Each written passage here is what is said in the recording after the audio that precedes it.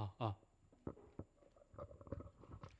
오늘 우리에게 주신 하나님의 말씀은 사도행전 10장 9절부터 16절. 사도행전 10장 9절부터 16절입니다. 우리 다 찾으셨으면 한 절씩 교독하고 마지막 절은 합독하도록 하겠습니다. 이튿날 그들이 길을 가다가 그 성에 가까이 갔을 그때에 베드로가 기도하려고 지붕에 올라가니 그 시각은 제6시더라. 그가 시장하여 먹고자 하매 사람들이 준비할 때에 황홀한 중에 하늘이 열리며 한 그릇이 내려오는 것이 보이니 그 큰 보자기 같고 내 귀를 메어 땅에 들이웠더라. 그 안에는 땅에 있는 각종 네 발 가진 짐승과 기는 것과 공중에 나는 것들이 있더라. 또 소리가 있으되 베드로야 일어나 잡아 먹어라 하거늘. 베드로가 이르되 주여 그럴 수 없나이다. 속되고 깨끗하지 아니한 것을 내가 결코 먹지 아니하였나이다 한데 또 두 번째 소리가 있으되 하나님께서 깨끗하다 하신 것을 내가 속되다 하지 말라 하더라. 함께 읽겠습니다.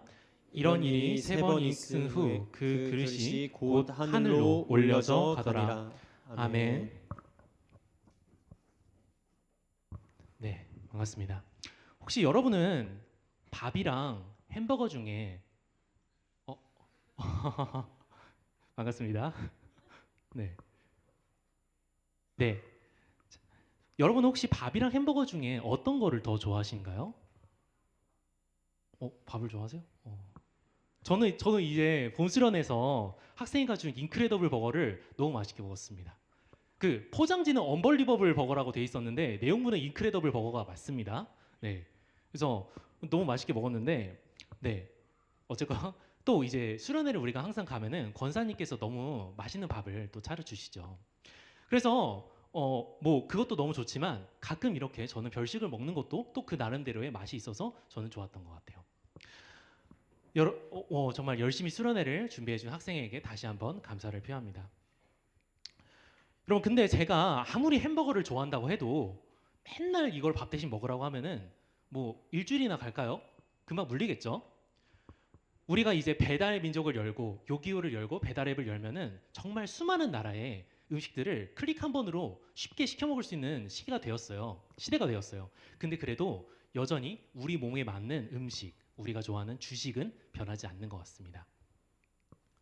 결국 한국 사람은 밥을 먹어야 된다는 얘기가 있습니다.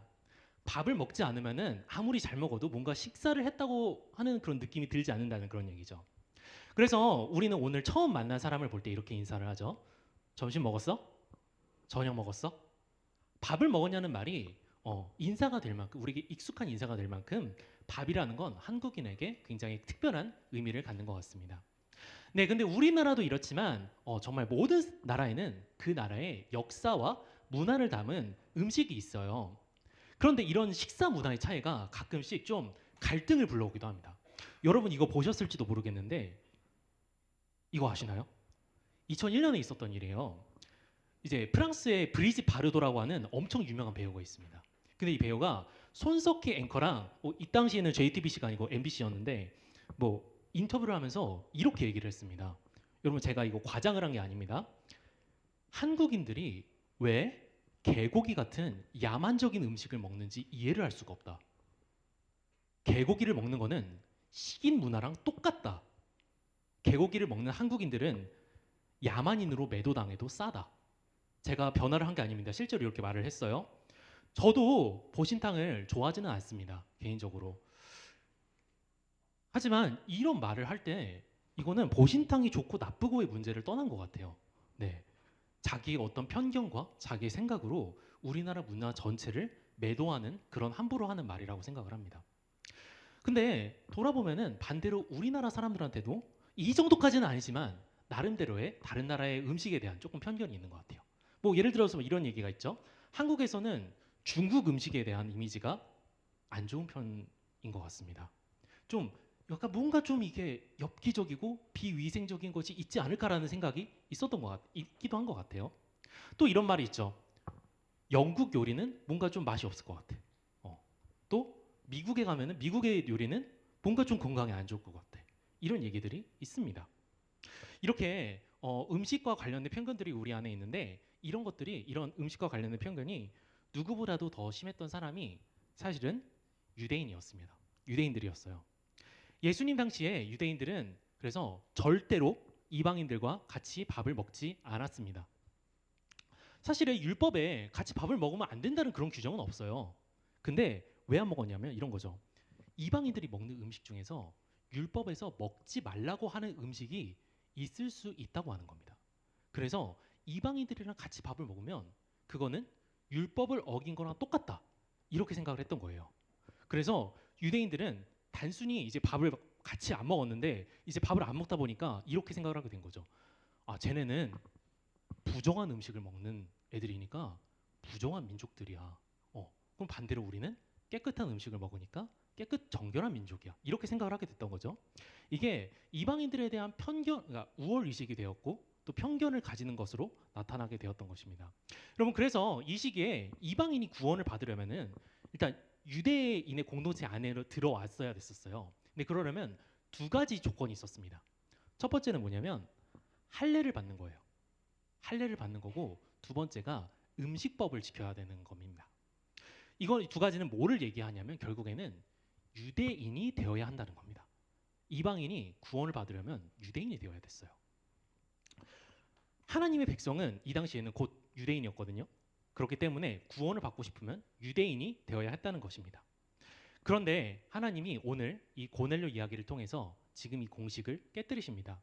이제는 더 이상 이방인이든 유대인이든 구원을 받기 위해서 할례를 받거나 또 음식법을 지킬 필요가 없다고 말씀하신 거예요. 이거는 유대인들에게 있어서 그 사람들이 수천 년 동안 가져왔던 어떤 편견들 그리고 어떤 우월식들을 이렇게 무너뜨린 사건이었습니다. 그리고 반대로 이방인들에게는 어땠을까요? 구원의 문이 정말 활짝 열린 그런 사건이었던 것이죠. 네, 우리 이제 전도 축제가 이제 2주 앞으로 다가왔거든요. 이제 이 시점에서 여러분과 이 고넬료 이야기를 같이 살펴보면 좋겠습니다. 그러면서 여러분 우리가 유대인이 아니고 이방인이었잖아요. 그래서 이방인이 우리가 어떻게 구원을 받았는지 돌아보고 그리고 우리가 어떻게 복음을 들고 우리 옆에 있는 사람들에게 나아가야 할지 같이 생각을 해보면 좋겠습니다. 네, 여러분 혹시 학교 다니시면서 영화랑 관련된 수업을 들어보신 적 있나요? 저는 대학교 1학년 때 교양 과목으로 영화 수업을 들은 적이 있습니다. 그때 들었던 것 중에 기억에 남는 게 하나가 있는데 영화의 중간 지점에 좀 주목을 하라는 말이었어요. 이런 겁니다. 영화 러닝타임이 2시간이잖아요. 그러면은 딱 1시간이 되는 시점에 어떤 사건이 나오는지 감독이 어떤 사건을 그 시점에 배치해놨는지 이거를 주목해 보라는 겁니다. 그러면 그 사건이 영화의 전체적인 흐름에서 어떤 터닝 포인트 역할을 할 경우 터닝 포인트 전환점의 역할을 하는 경우가 굉장히 많다는 거죠. 근데 의외로 성경을 볼 때 이런 법칙이 또 적용되는 경우가 있는 것 같아요. 성경 한 권의 중간 지점을 보면은 터닝 포인트, 전환점이 되는 사건이 나올 때가 있습니다. 사도행전도 그 중에 한 가지인데요. 사도행전은 여러분 28장까지 있죠. 28장까지 있는데 그러면은 그 중간이 14장, 15장이겠죠. 근데 15장을 보면은 어떤 얘기가 나오냐면 이제 이방인 선교가 본격적으로 시작되는 얘기가 나옵니다. 그래서 여기가 사도행전의 터닝 포인트인 거예요. 근데 15장에서 어떤 얘기가 나오냐면 자, 우리가 이방인한테 선교를 나가도 되냐? 이 얘기는 뭐냐면 이방인들이 이제 그리스도인을 예수님을 믿고 정말 그리스도인이 되기 위해서는 할례를 받고 음식법을 지켜야 되냐? 안 해도 되냐? 이 논쟁이거든요. 엄청 싸웠습니다. 근데 여기서 우리가 그러니까 결론은 안 해도 된다가 결론이었는데 그러면 우리가 엄청 싸우는데 그 논쟁에서 우리가 이기려면 뭐 목소리가 큰 것도 물론 중요하겠지만 그렇지만 사실은 정확한 근거가 있어야 되는 거잖아요. 그래서 그 근거를 베드로가 딱 일어나서 그 근거를 딱 말하니까 이게 딱 교통 정리가 됩니다. 안 해도 된다로 교통 정리가 됩니다. 근데 그 근거가 바로 오늘 오늘 사도행전 10장에 나오는 고넬료 이야기입니다. 그래서 이 15장의 이야기는 10장에 나오는 고넬료 사건에서 이제 시작이 된다고도 얘기를 할 수 있고요. 다시 말해서 고넬료 사건을 사도행전의 진짜 실질적인 터닝 포인트, 전환점이라고 볼 수 있는 거예요. 그래서 이게 우리한테 엄청 유명한 사건은 아닐 수도 있겠는데 이게 굉장히 성경에서는 엄청 중요한 사건으로 다루고 있습니다. 네, 자 고넬료라는 사람은 그 가이사라라고 하는 도시에 있는 로마 군대의 백부장이었습니다. 백부장은 이제 100명을 컨트롤하는 사람 군인인데 요즘으로 치면은 중대장이죠. 근데 이제 특별히 고넬료는 현역 중대장이라기보다는 예비군 중대장이었던 것 같습니다. 근데 이것보다 더 중요한 게 2절을 보면, 그러니까 오늘 말씀은 9절부터 저희가 읽었는데 앞에 2절을 보면요, 고넬료가 이런 얘기가 나와요. 하나님을 경외하는 사람이었다. 하나님을 경외, 유대인이 아닌데 하나님을 경외하는 사람이었다. 성경을 보면은 가끔 이런 사람들이 나옵니다. 정말 유대인이 아닌데 하나님을 경외하지만 유대인의 공동체 안에는 들어가지 못해요. 왜? 할례를 안 받았고 음식법을 안 지키니까. 하지만 그거를 빼면은 고넬료는 하나님을 경외하기도 했고 구제도 정말 열심히 했고요. 또 기도도 정말 열심히 했다고 나와 있습니다. 그런 고넬료에게 어느 날 이제 천사가 찾아옵니다. 그래서 하나님이 너를 보셨다. 그리고 저기 아랫마을에 있는 요빠라는 곳에 있는 베드로를 찾아서 데려와라. 이런 얘기를 합니다. 그래서 자, 이 다음에 중간에 없구나. 네, 아랫마을에 있는 베드로가 기도를 하려고 지붕 위에 올라갑니다. 이 시대에는 그 지붕이 그렇게 높지 않았어요. 그래서 뭐 평평하기도 했고요. 그래서 올라가서 거기서 기도를 할 때가 많았는데 이 시간이 우리가 보는 시간으로 하면은 정오 12시입니다. 그래서 배가 고팠겠죠. 그래서 미리 음식을 준비하게 시켜놨어요. 근데 그래서 올라가서 기도를 하고 있는데 갑자기 하늘이 열리는 겁니다. 하늘이 열리고 그릇에 담긴 큰 보자기 같은 게 내려와요. 거기 안을 보니까 뭐가 있냐면 온갖 짐승들이 있고 또 새들이 있습니다. 그리고 이 말씀이 들려오는 거예요. 베드로야, 일어나서 잡아먹어라. 베드로는 거절합니다. 왜냐하면 자기는 태어나서 이런 부정한 것들은 도대체 먹어본 적이 없다는 거예요. 아무래도 이런 거를 볼 때 그 안에는 율법에서 먹지 말라고 했던 그 짐승들이 들어있었던 것 같습니다. 어떤 것들이 있었을까요? 네, 저기 레위기 11장을 보면은 하나님이 먹어도 된다고 하신 짐승들과 먹으면 안 된다고 하신 짐승들이 나옵니다. 그거에 대한 규례들을 한 그림으로 모아봤습니다. 자, 위에는 뭐가 있죠? 일단 소가 있고 옆에 약간 칠면조 같은 것도 있는 것 같고 닭도 있고 뭐 사슴도 있고 물고기도 있습니다. 밑에는 뭐가 있죠? 돼지가 있죠. 말도 있고 뭐 새우, 갑각 뭐 이런 것들이 있는데 자, 돼지, 토끼, 가재, 문어 뭐 이런 것들이 다 있는데 이 기준에 따라서 생각을 해보면 이렇게 되는 거죠. 치킨은 먹어도 될까요? 먹어도 됩니다. 삼겹살은 안 됩니다. 생선은 괜찮아요. 근데 랍스타나 새우는 안 됩니다. 한우는 먹어도 되는데 개고기를 먹으면 더러운 사람이 됩니다. 무슨 기준으로 이렇게 나누셨을까요? 네, 결론적으로 얘기를 드리면 하나님이 어떤 기준으로 이 동물들을 나누셨는지는 모릅니다. 학자들이 정말 여러 가지 의견을 제시하고 있고요. 몇 가지 정말 좀 설득력 있는 것들도 있지만 아직까지 이거다라고 합의된 결론은 없어요. 그렇지만 우리가 알 수 있는 건 뭐냐면 애초에 왜 하나님이 이렇게 정결한 짐승과 부정한 짐승을 나눠 주셨느냐라는 거죠. 우리 신영 형제님 레위기 11장 45절을 읽어주시면 감사하겠습니다. 나는 너희의 하나님이 되려고 너희를 애굽 땅에서 인도하여 낸 여호와라. 내가 거룩하니 너희도 거룩할지어다. 아멘. 여러분 하나님이 동물을 나누신 이유는요 이거인 거예요. 이스라엘 백성을 거룩하게 하시기 위해서. 네, 진짜로 돼지도 하나님 만들었잖아요. 돼지가 소보다 나빠서 그런 게 아니라 하나님의 백성이 이스라엘이 세상과 구별되어야 한다는 사실을 보여주시기 위해서 이런 법을 유대인들에게 주셨던 겁니다. 네, 아까 말했듯이 유대인들은 그래서 음식법이라는 거를 이게 진짜 구원이 달린 문제라고 생각을 하고 정말 열심히 지켰습니다. 그래서 요즘에도 이런 걸 먹어요. 이게 여러분 이거 보신 적 있어요? 이게 코셔푸드라고 하는 거거든요. 이게 율법의 기준에 따라서 조리된 그런 음식들이에요. 혹시 맛있어 보이시나요? 저는 그렇게 막 엄청 맛있어 보이지는 않는 것 같아요. 근데 이게 또 가격이 되게 비쌉니다. 네, 가격도 비싸고 맛도 그렇게 엄청 맛있는 편도 아니고 또 이런 것도 있죠. 외국에 나가면은 이거를 파는 식당을 찾아야 돼요. 그러니까 굉장히 불편함이 많이 있는 거예요. 근데 그럼에도 불구하고 이거를 이스라엘 사람들은 코셔 푸드를 먹는 거를 자기들의 어떤 민족적인 정체성으로 여겼습니다. 그만큼 이 사람들은 부정함이라는 걸 배척하고 정결함을 지키기 위해서 노력했던 겁니다.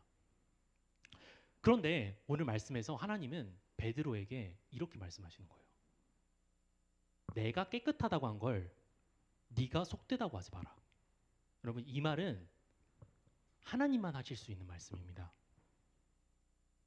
원래 어떤 동물이 깨끗하고 어떤 동물이 그렇지 않은지를 선언하신 분이 하나님이시죠. 그래서 부정한 거를 깨끗하게 하실 수 있는 그 권한도 하나님에게 있는 거예요. 기준을 만드신 하나님이시기 때문에 그 기준을 넘어서실 수 있는 것입니다. 여러분도 잘 아시겠지만 조선 시대에는 신문고라는 제도가 있었습니다. 백성이 재판을 받았는데 뭔가 좀 억울해. 억울함이 풀리지 않았어. 그러면 이 신문고라는 북을 울리면 왕에게 직접 탄원을 할 수 있었습니다. 이런 제도가 존재를 했던 이유는 뭐냐면 왕의 권위가 법 위에 있었기 때문이에요. 그래서 모든 사람이 유죄라고 해도 왕이 너는 무죄다라고 얘기를 하면 그 사람은 무죄가 되는 겁니다. 전제군주제 국가였기 때문에 이런 게 당연했어요. 그렇지만 여러분, 그 베드로 입장에서 생각을 해보면은 조금 억울할 수도 있다는 생각이 들어요. 왜냐하면 아니 돼지고기가 부정하다고 하셨는데 그래서 태어나서 지금까지 한 번도 돼지고기를 입에도 안 댔는데 근데 이제 와서 먹으라고 하시면은 뭐 어떻게 해야 되나요? 뭔가 이랬다 저랬다 하시는 건가? 하나님이? 근데 그게 아니죠. 그게 아니고 하나님이 돼지고기가 깨끗하다고 하신 데에는 이유가 있었습니다. 그 이유가 뭐냐면요. 바로 예수님이었습니다. 우리 다 같이 로마서 1장 16절을 한번 읽어볼까요? 시작. 내가 복음을 부끄러워하지 아니하노니 이 복음은 모든 믿는 자에게 구원을 주시는 하나님의 능력이 됨이라. 첫째는 유대인에게요 또한 헬라인에게로다. 아멘. 아멘. 하나님은 마음대로 응시법을 만들었다가 없애신 게 아니에요. 그게 아니고 오히려 더 본질적인 기준을 보여주신 겁니다. 그 기준이 뭐냐면요. 예수님을 믿는 믿음인 겁니다.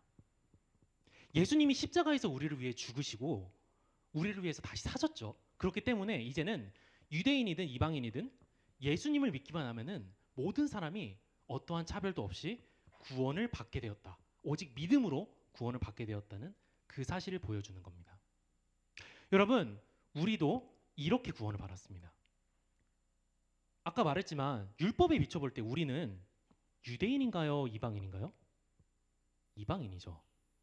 그릇 안에 들어있었던 저 동물들처럼 부정했던 존재들입니다. 그런 우리가 예수님을 예수님을 믿음으로 영접을 했을 때 예수님이 우리 안에 있는 더러움을 씻어주셨고 하나님이 우리를 깨끗하다고 선언하셨습니다. 온 세상의 왕이신 하나님이 우리를 무죄라고 선언하신 겁니다. 다시 근데 얘기로 돌아와서요. 베드로는 근데 아직도 하나님의 말씀을 들었는데도 동물들을 잡아먹지 않습니다. 3번이나 거절하거든요. 하나님이 3번이나 얘기를 했는데 3번이나 거절한 거예요. 베드로도 참 대단하죠. 근데 그러니까 그릇이 하늘로 올라갑니다. 그리고 환상이 끝나요. 그리고 베드로가 이거는 도대체 무슨 일이지? 무슨 뜻이 있지? 하고 생각을 하고 있을 때 고넬료가 보낸 사람들이 도착합니다. 그때 성령님이 베드로한테 말씀하세요. 베드로야, 내가 저 사람들을 보냈다. 내가 만났으니까 내려가서 저들을 만나라.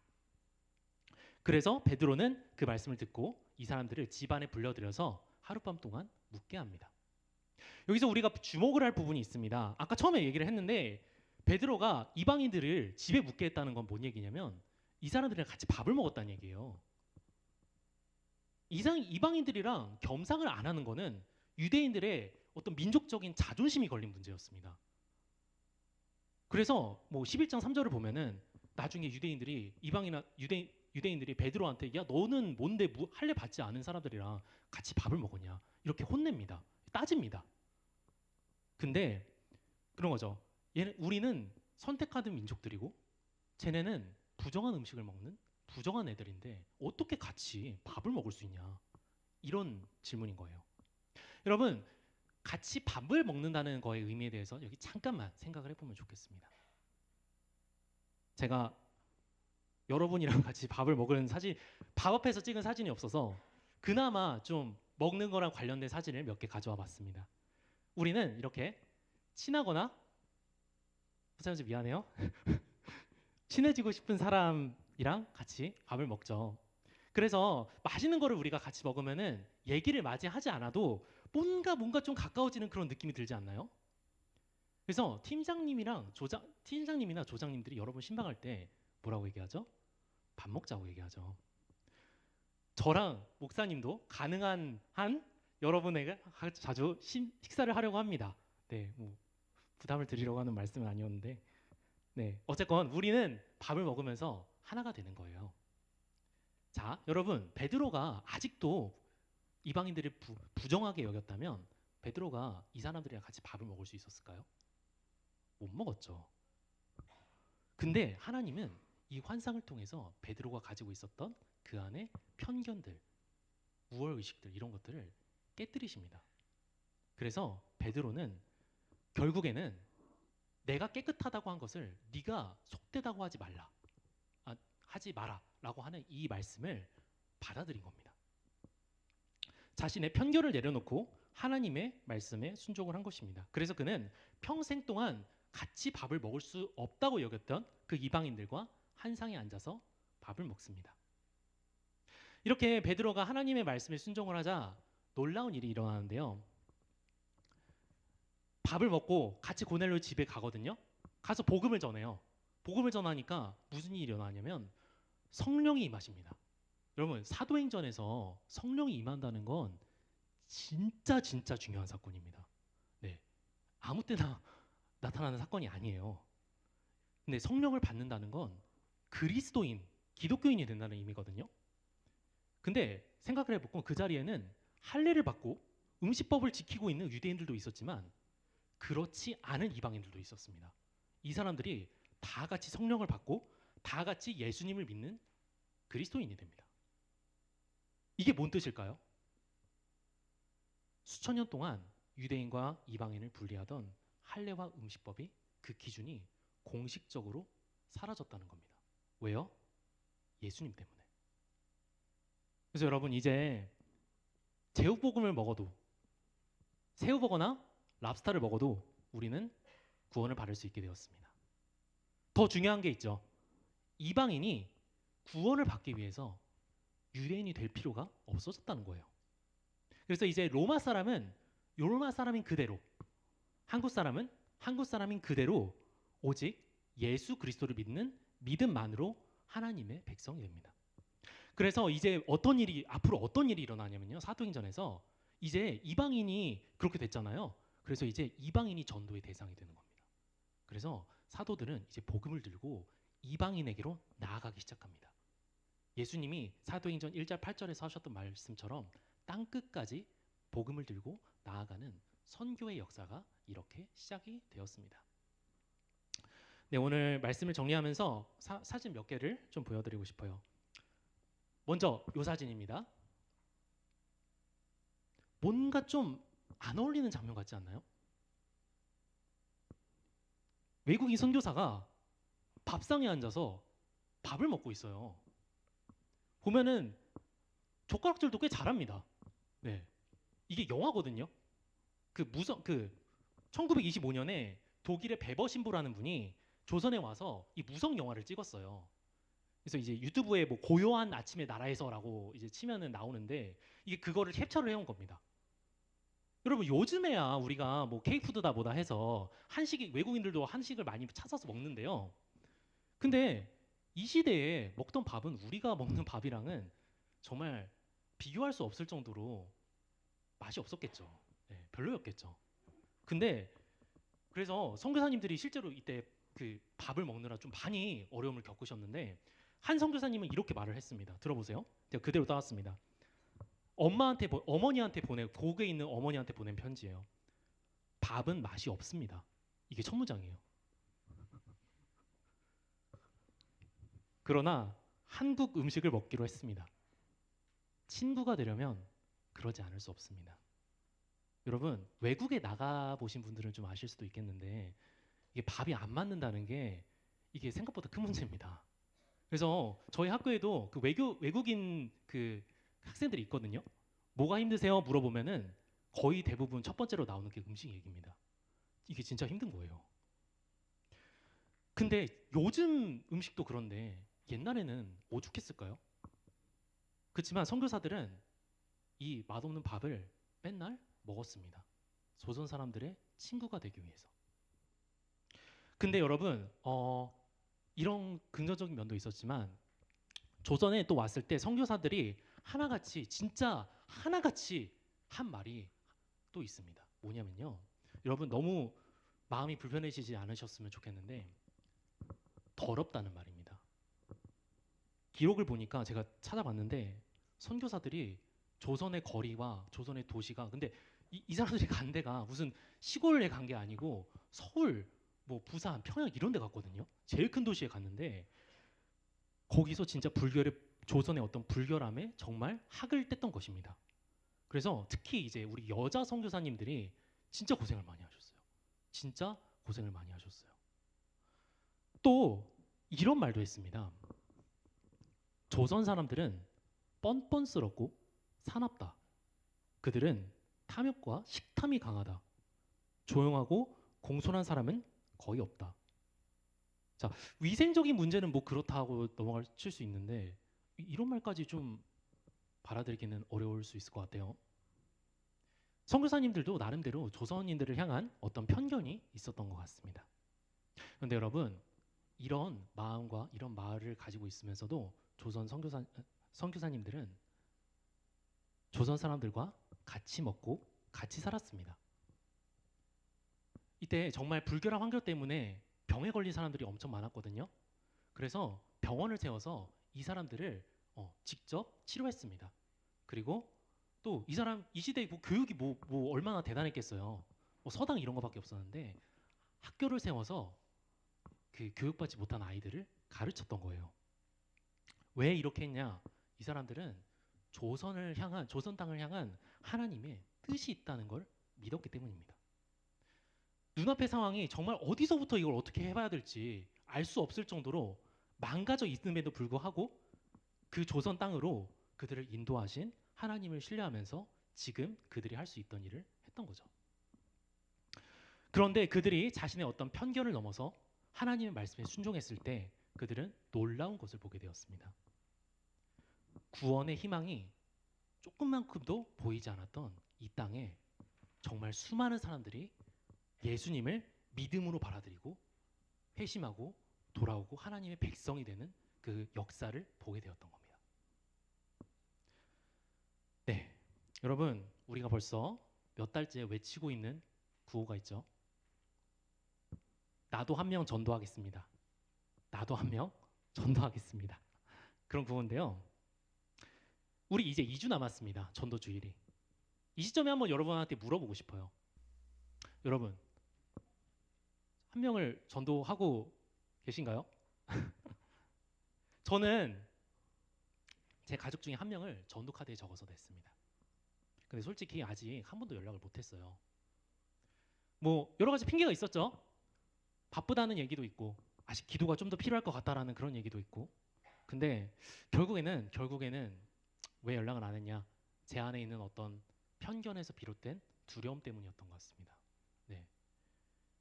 이런 거죠. 내가 복음을 전하면 뭐 듣기나 할까? 우리 부모님도 전도를 이미 했는데 잘 안 됐는데 내가 한다고 해서 뭐가 달라질까? 이런 생각들이 제 안에 있었던 것 같아요. 여러분은 어떤가요? 우리 전도 카드에 다 누군가의 이름을 적어서 냈잖아요. 근데 막상 전도하려고 생각하니까 약간 이 사람이 어떻게 반응을 할지 좀 걱정이 되지 않나요? 만약에 그리고 그 사람이 평소에 기독교에 조금 기독교를 싫어하거나 기독교의 적대적인 사람이었다면 더 그렇겠죠. 그런 분에게 복음을 전하려면 정말 많은 것들을 감수를 해야 될지도 모릅니다. 더구나 그 사람이 만약 여러분의 가족이라면, 또 우리 집에서 복음을 교회를 다니는 사람이 나 혼자밖에 없다면 참 외로운 싸움을 싸우게 될 것 같습니다. 하지만 여러분, 우리가 용기를 잃지 않을 수 있는 이유가 있어요. 그게 뭐냐면 우리가 믿는 하나님은 부정한 것을 깨끗하게 하실 수 있는 하나님이라는 사실입니다. 하나님이 한번 깨끗하다고 선언을 하시면 아무도 그 사람이 속되다고 할 수 없는 거예요. 심지어 그 자신마저도 그렇습니다. 그래서 여러분, 마찬가지로 하나님이 믿음을 주시기로 한번 작정을 하시면 지금 당장은 아닐 수 있어도 결국에는 누구도 하나님이 주시는 구원의 은혜를 막을 수 없는 것입니다. 이거를 정말 잘 보여주는 증거가 우리 자신이죠. 우리 자신이죠. 그러니까 여러분, 지금 하나님께서 이미 우리를 구원하셨던 것처럼 이미 지금 내가 마음에 품고 기도하는 그 사람도 하나님이 구원하실 수 있는 겁니다. 이 사실을 믿기 바라요. 그래서 여러분, 오늘 하나님이 우리에게 요구하시는 건 뭐냐면 순종입니다. 순종. 아무리 가망이 없어 보여도 그 사람에게 복음을 들고 나아갔을 때 복음을 들고 나아가는 겁니다. 솔직히 베드로도 고넬료한테 가는 게 쉽지만은 않았겠죠. 지금까지 계속 저기는 이방인은 이방인, 유대인은 유대인 이렇게 따로따로 살아왔는데 갑자기 사이좋게 앉아서 뭐 밥을 먹으라고 하니까 이게 쉽지는 않겠죠. 복음을 전하고 밥을 먹어라. 그게 뭐 쉽지는 않았겠죠. 하지만 베드로는 편견을 넘어서 순종을 했고 하나님은 그 순종을 통해서 일하셨습니다. 그래서 사랑하는 빌더스 여러분, 우리 같이 두려움과 편견을 넘어서 복음을 들고 나아갑시다. 복음에는 얼어붙은 마음을 녹이는 힘이 있습니다. 이제 와서 저도 제가 전도카드에게 적은 그 사람에게 이번 주에 밥 한번 먹자고 좀 연락을 해보려고 합니다. 베드로가 그랬던 것처럼 우리 안에 있는 어떤 편견과 두려움의 벽들을 넘어서 나아갈 때 그 순종을 통해서 놀라운 일을 이루시는 하나님의 역사를 보게 될 것입니다. 여러분, 오늘 GBS 그래서 하실 때 여러분은 각자 전도카드에 누구를 적었는지, 나는 어떻게 그 사람한테 다가가고 있고 앞으로 어떻게 그 사람한테 다가가기 원하는지 조언들과 좀 진실이 나눠주시면 감사하겠습니다. 그리고 짧게라도 서로 그 사람을 위해서, 서로의 기도 대상자를 위해서 잠깐 기도하는 시간을 가졌으면 좋겠어요. 지금 내가 있는 학교, 내가 있는 직장, 내가 부름받은 그 가정의 자리 속에서 바로 내가 축복의 통로가 될 수 있기를, 나를 통해서 하나님이 그곳에 있는 사람들을 구원하시기를 진심으로 바라며 기도했으면 좋겠습니다. 그래서 이번 전도주일 하나님이 우리를 통해 맺으신 풍성한 열매를 다 같이 누리는 주일이 되기를 주님의 이름으로 소망합니다. 네, 이제 들으신 말씀 기억하시면서 다 같이 찬양을 하도록 하겠습니다.